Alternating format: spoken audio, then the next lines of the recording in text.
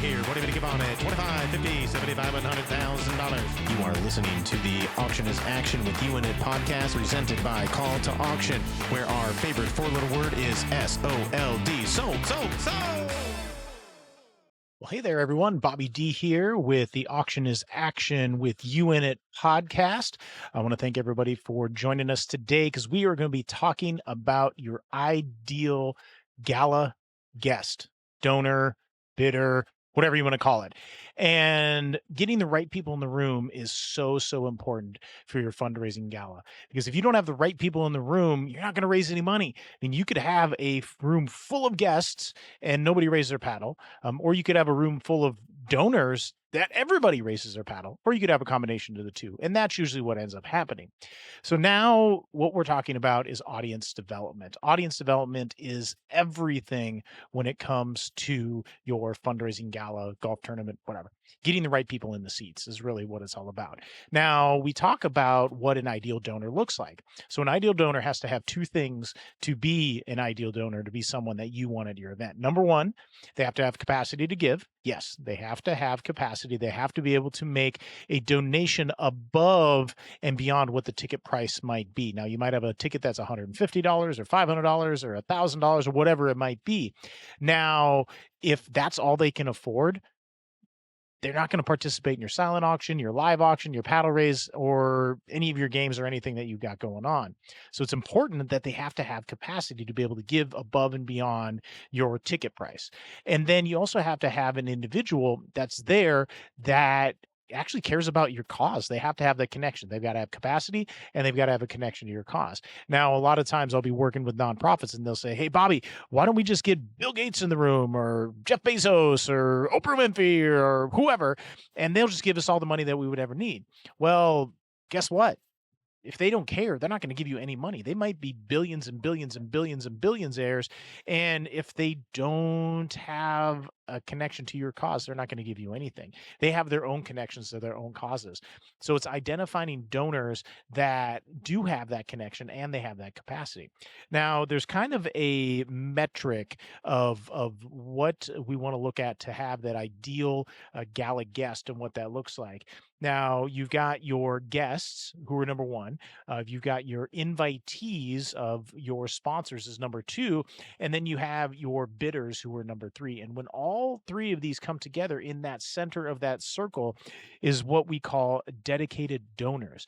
They are dedicated to your cause. And when you have dedicated donors that are in the audience, you're set up for success. And that is so huge. How do we get those dedicated donors in that room? Well, it's going to come from the 4 T's of fundraising. Now, you're going to be looking out there and look at the individuals, and everybody can provide one of the 4 T's. Now, you've got your treasure, which fundraising is. It's all about finding that treasure, but it's more than that.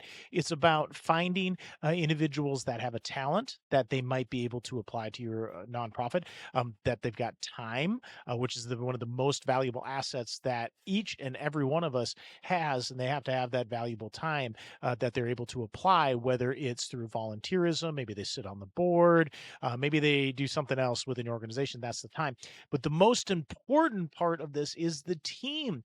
Now, everybody that is a current donor and everybody that is a bidder or someone that gives at your gala previous years, and then your board members, your committee members, and your volunteers, they all have their own team.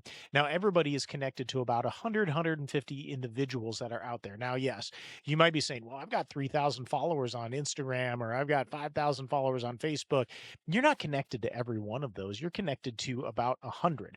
So now if you start to look at and see and kind of, take a 20,000 foot view of your donor base that's there, and you start to see, it's like, oh my gosh, we have 50 donors, 75 donors, 100 donors. We've got 15 people that are on our board.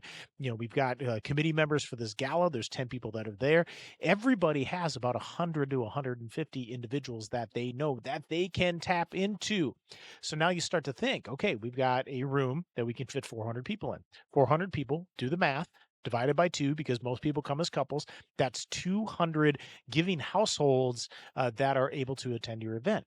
Now, if you've got 50 dedicated donors that really care about your event, you only need to get these 50 to bring in 4 couples. That's not that big a deal. 4 couples, that's 8 people to fill up your 400 person ballroom, and that's not sending out invites, that's not sending out anything on social media, that's not there's no marketing that comes from it. The only marketing is from personal relationships. And it's those personal relationships that are so valuable that are going to get the right people in there. And it's those personal relationships that you have with your donors and your committee and your board, that those relationships are probably going to be with people that, again, go back to our perfect donor persona. They have to have connection and they have to have capacity. If they are a connection to your board members and your donors, they probably have both of those elements, connection and capacity. So that's so important to have. Now, moving from year over year of gala to gala, you start to look at your donors that are in your event, the donors that are there, the people that actually raise their paddle, the people that bid in and buy live auction items, people that buy silent auction items, people that buy raffle tickets or participate in your games. This is data that you can use to then reach back out to these donors to then share the success that you had at your event, but then also to make that invite and that connection to this year's event.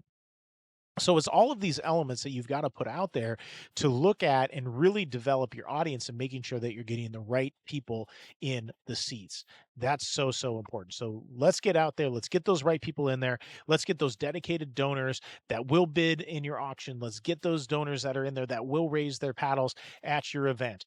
This is so key. This is the way to have successful gala, golf tournament, brunch, lunch, breakfast, whatever it might be. You got to get the right people in the room.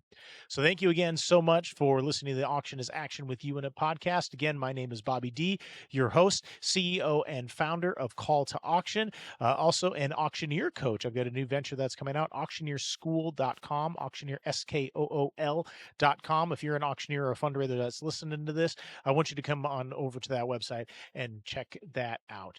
But thank you again so much for all of the work that you are doing out in the world to make a positive impact to help change it in the way that we best see. So thank you again. We'll see you next time on the Auction is Action with You in It podcast. Bye, everyone.